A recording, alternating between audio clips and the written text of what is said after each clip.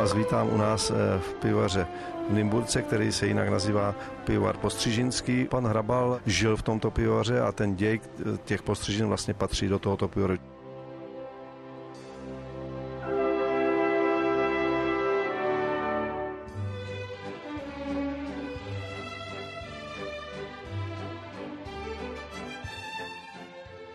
Tady to strašně krásně voní, kde jsme teď? Takže tady jsme ve sladovně, kde vyrábíme slad. Jednou větou řečeno, ten ječmen se namočí, naklíčí a nechá se usušit a tím jsme vyrobili z ječmene slad, základní surovinu pro výrobu piva. Tady je pěkný teploučko, co se tady děje? Tady jsme ve varně, říká se taky srdce pivovaru. Jo. Tady do té první nádoby, to je takzvaná vystěrací káť, se spustí našrotovaný slad a rozmíchá s vodou. Začínáme tady teplotou 37 stupňů, jo. Ale ta teplota se postupně bude zvyšovat. Jo. Potom probíhá takzvané ermutování, to znamená přečerpání části toho roztoku, co jsme měli tady v té první nádobě, sem do té druhé nádoby, takzvané ermutovací pánve, kde jsou důležité cukrotvorné teploty, to je teplota 63 a 72 stupňů.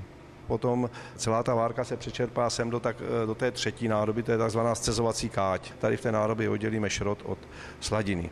No a ta sladina potom jde do té čtvrté nádoby, kde se vaří. Vaří se zhruba 1 hodinu, při teplotě samozřejmě 100 stupňů, přidává se chmel a tím po té hodině je ta várka uvařená. Tady už to pomalu připomíná ty kádě, ve kterých se koupala paní správcová. Jsme blízko, nebo už tady to bylo? No, jsme na tom stejném místě. Ale akorát ty kádě jsou tady jiný a jsou zrekonstruovaný. Jo? Vůbec se nedivím, že tady zrovna se koupala, protože tady jsou docela slušný tropy. Kdybych se nestyděla, tak okamžitě skočím do nějaký vaničky. No do téhle zrovna ne teda. Teď jsme přišli do spilky, kde se přidávají pivařské várečné kvasnice a probíhá hlavní kvašení piva. Tady třeba ta kádě čerstvě jsem naspílaná, jak my říkáme. Jo. Toto už je pivo v tom kvašení nízkých bílých kroužků, pak jsou vysoké bílé kroužky, hnědé kroužky a potom propadlá káť. Takže kroužky pro laika je pěna. Dalo by se to tak říct, nebo je to určitá fáze toho kvašení. Jako, no. No ale vypadá to jako pěna. Vypadá to jako pěna, ano. Takže tady to už je teda to pivo. No, ještě to pořád není pivo, není to pivo k pití ještě. Já už jsem si tady pomalu začala připadat jako v ráji. A jakou chuť má teda to, co je v kádích? No, tak jako je to takový hodně mladý pivo ještě, který se pivu ještě moc nepodobá. Jako každý pivo. No to už je pivo jako. To škoda, že se to už nepije, protože bych to jako pila. Už? Já stejně pošák. Jo. Vinej, no tak to je něco podobného. Jo, no tak to je dobrý. Asi nebude tak sladký, jo, ale... Ty sladňouky teda úplně.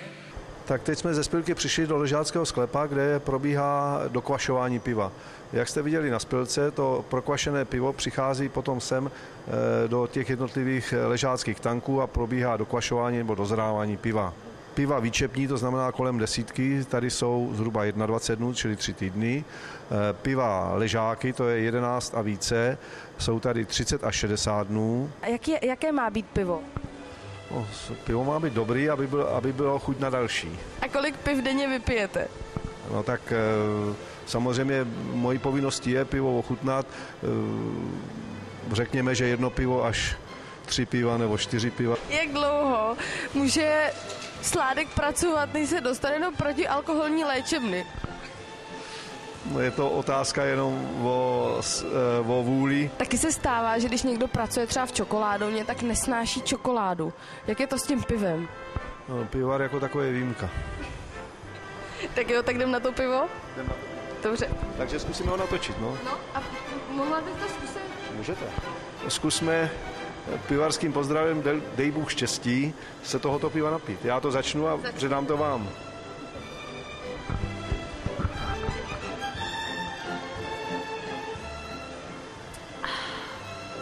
Ty brďo. To je úplně úplně něco jiného než pak z těch flašek. Tady to pivo je vlastně takový trošku chlebnatější nebo hutnější, protože to v sobě má ještě pořád kvasinky a extraktivní látky, které tou filtrací částečně odbouráme potom, nebo kvasinky úplně, ale ty extraktivní látky ne, proto to pivo je takový chlebnatější, hutnější tady, jo. Dalším výrobním procesem je filtrace piva. To pivo z těch ležáckých tanků, pokud je zralé a je potřeba, aby teda šlo k dalšímu zpracování, tak se filtruje. Uděláme to pivo čirým, jiskrným, průzračným, krásným na pohled. A z filtrace to jde sem, kde se stáčí pivo buď do sudu nebo do lahví.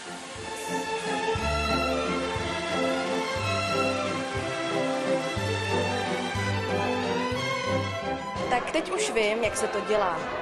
Nejdřív klíčí ječmen, drtí se to, cukernatí to, s chmelem se to vaří, kvasí to, zraje to, filtruje se to, stáčí se to a pije se to.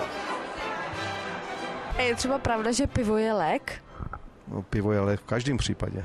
To je jedno z nejzdravějších potravin, který v současné době existuje. A vy jako sládek, kolik piva byste doporučoval člověku, aby vypil?